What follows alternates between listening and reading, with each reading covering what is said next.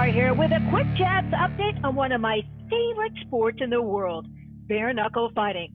This weekend, former UFC and WEC veteran Brad One Punch Pickett makes his bare knuckle boxing debut on March 30th at the BKB 16 at the O2 Arena in London. And yeah, folks, he's coming out of retirement to do this. You know, Pickett is a fierce fighter. He actually started in boxing before his MMA career, and he has the Babe Ruth fighting record when it comes to MMA. Joining me today to talk about Brad Pickett and the BKB event is staff writer Adam LeBarr from BKB TM. Hey, Adam, how are ya? I'm doing good. How are you? Good. How do you think Pickett matches up with his opponent? I think really well. I know that we haven't seen him in bare knuckle. Obviously, he does have boxing experience, but he's known for his boxing. His name's One Punch. I think he's going to go in there and do really well. To anybody, and I haven't seen anything negative towards him, bare knuckle boxing. Sure, people didn't want him to come out of retirement for this, but in regards to what he brings to the table when he's actually in the ring, I haven't seen anything negative. He is fighting a very tough guy in Mark Hanley, so it's not going to be an easy fight, and Mark Hanley does have the greater experience in bare knuckle combat, but I think he'll end up faring well come the 30th, this Saturday at the O2. So, you know, Adam, bare knuckle, I'm a like a crazy, crazy fangirl of bare knuckle, and we're just starting in the U.S. to get the opportunity to see it here through some organizations. But your organization, BKBTM, has been doing it for a long time, and you guys have a little bit of a different set of rules. So let's talk about that, please, sir. Yeah, so in my experience in the U.S., and I'm Canadian, so I did a little bit of traveling and then also some work from home. It is a little bit different. And the guys over at BKBTM, the co-owners, Jim and Joe, they talk about how they have started a new sport. And what they mean by that is the rule set. They're not just taking the general rule set from boxing or MMA. They're creating their own way of going about things. So, for instance, in the fights, you have a 20-second count, which can be good or bad depending on the damage that they've taken. But you have a 20-second count should you be knocked down or there's maybe a funny slip and they're giving you a little bit of time to recover. And as well as the weigh-ins. Generally, the weigh-ins are going to be the day before the fight, which allows somebody to cut a ton of weight and try and replenish. Sometimes it works, sometimes it doesn't, and we've seen that. For BKBTM, they do their weigh-ins the day of. So when the fights are about to happen later on in the evening, in the morning, everybody will come together, they will do their official weigh-ins, and they go. And what they're trying to do with that is make sure that the fighters are fighting at their, or closer to their true weight. That way people aren't cutting a ton of weight and that's not becoming an issue. Yeah, that's a really good point. I wish more U.S. organizations would do that because we have seen some very scary moments in MMA and boxing over the past couple of years where people have just failed at their weight cut because it's been so difficult. I think of Chris Cyborg. There's video up of her.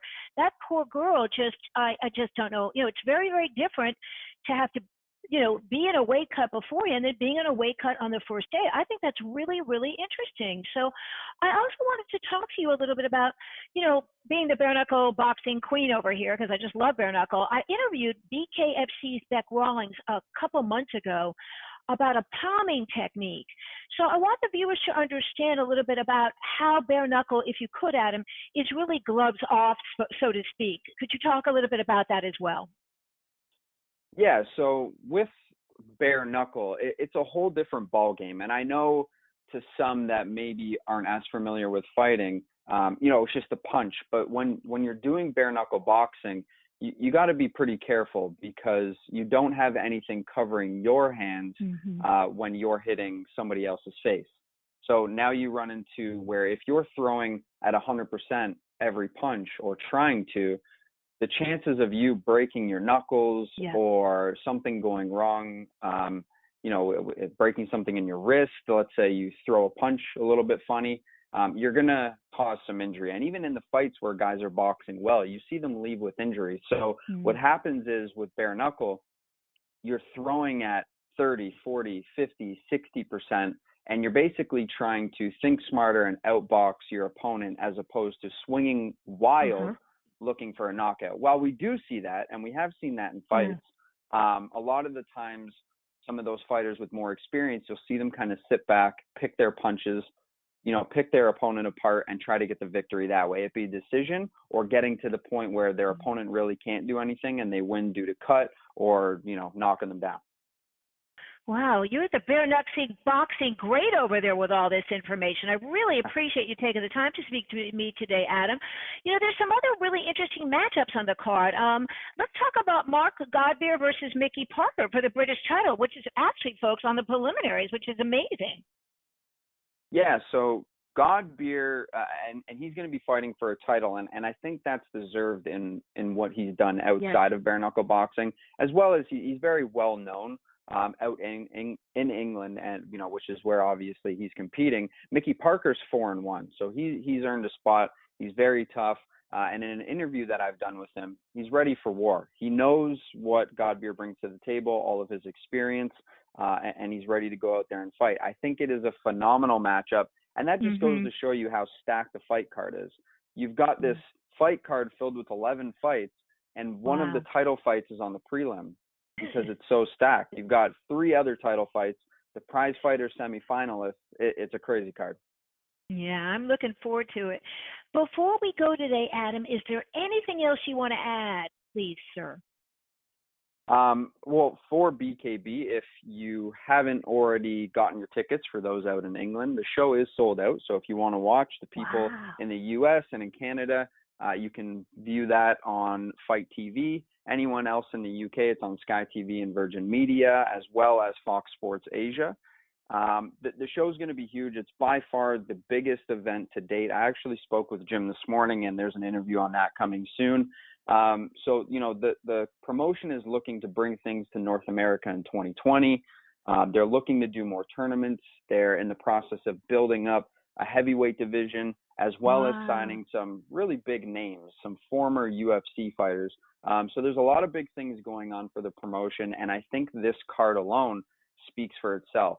Even from BKB 15 to BKB 16, it's just huge, the amount of title fights and the great fighters on there. And these guys, too, a lot of them have a lot of success outside of bare knuckle boxing. So they're not only good at this, they're good at MMA, kickboxing, boxing, you name it. So you've got kind of, everyone from around the world and using different techniques and combat styles coming together, fighting in the BKB TM ring. By the way, before we go today, there's a shot that I want to show you. They're so excited over in London that they've got Brad Pickett inside these phone booths, these red phone booths, and I just thought that was so funny. I had to share that with my fans out there because this is big stuff, folks. This is really big stuff. Brad Pickett coming out of retirement for this. A lot of great fights on the card. I just want to also remind the viewers they can catch all the action on BKB 16 on pay-per-view, as Adam said, on UK Sky Channel 900 or Voyager on demand. And in the US, hey folks, don't forget to turn into BKB 16 at 1 p.m. EST on Fight TV.